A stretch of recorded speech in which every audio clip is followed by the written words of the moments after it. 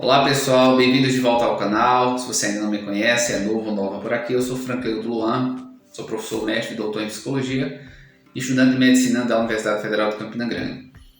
No vídeo de hoje eu vim comentar, tentar instigar algumas reflexões acerca dessa estranha TRI, deprimente e às vezes com resultados aberrantes que a gente viu agora no Enem 2000.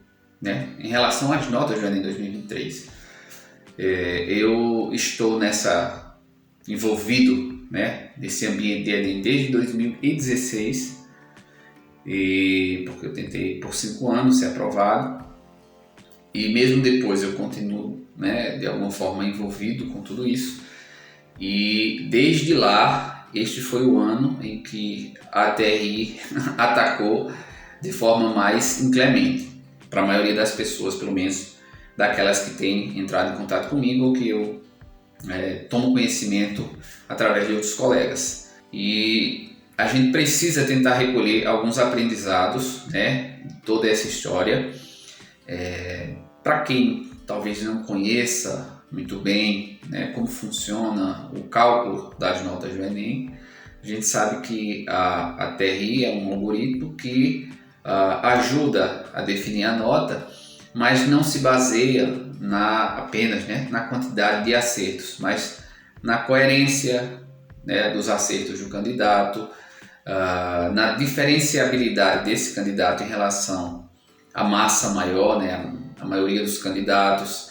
Então tem alguns critérios dos quais ela se vale para computar a nota. Então, o primeiro aprendizado que a gente precisa tirar é que, por mais que a gente estipule muitas vezes, eu quero em simulados fazer 160, minha meta, 160 acertos.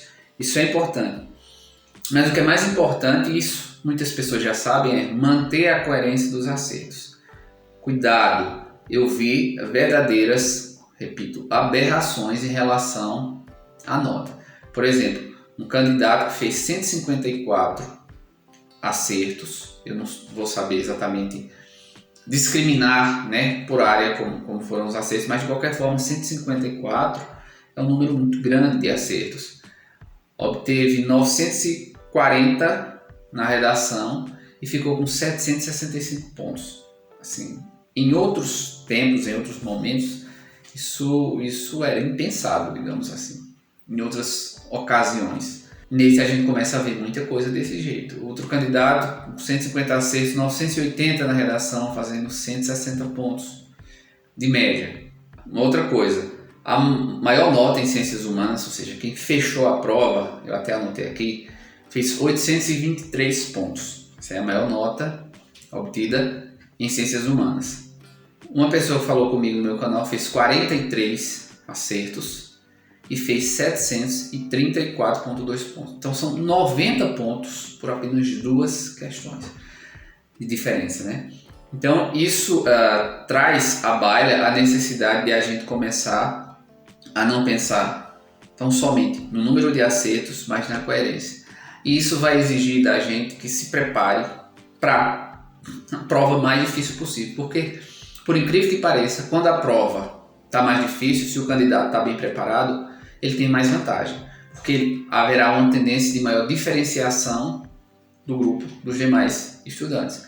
Quando a prova é mais fácil, e reconhecidamente essa prova de 2023 foi mais fácil, a prova de matemática foi mais fácil, a de ciências humanas foi mais fácil, a gente tem mais pessoas performando bem, e isso vai dificultar ou diminuir a tendência de diferenciação entre os candidatos, de tal modo que a média, as notas tendem a cair, e é o que a gente tem visto, Pessoas com 40 acertos fazendo menos de 900 em matemática, ano passado com 38, 39, 37, de repente você já conseguia superar a barreira dos 900 pontos.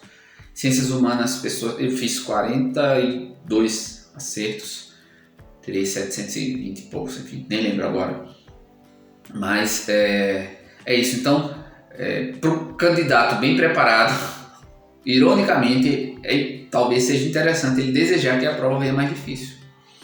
Portanto, é necessário que você se prepare para a prova mais difícil. Porque se você se prepara para o difícil, você consegue fazer o fácil. E a recíproca não é verdadeira. Tá certo? Então, isso já é uma lição que a TRI deixa. Agora, tenhamos cuidado para não cairmos na tentação de achar que a gente não evoluiu de repente de um ano para outro, porque você estudou mais, às vezes fez até mais questões e a sua nota foi menor. Cuidado, isso não significa que você não evoluiu. Isso significa que, em razão das circunstâncias da prova, mais candidatos acertaram mais, enfim, a nota tende a baixar. Tá certo? Uma outra coisa é a expectativa em relação à nota de corte, né? Eu não fiz nenhum estudo apurado, não pesquisei dados para tentar fundamentar a minha opinião, né? Em um estudo um pouco mais sério, tentando antever alguma coisa, mas baseado na quantidade de pessoas, né, que acertaram muitas questões e a nota veio mais baixa, se eu tivesse que arriscar, eu arriscaria que vai haver uma talvez discreta ou modesta diminuição da nota de corte. Falando especialmente, né, para o curso de medicina, que eu acho que a maioria das pessoas que me seguem aqui tem essa característica, né, buscam o curso de medicina.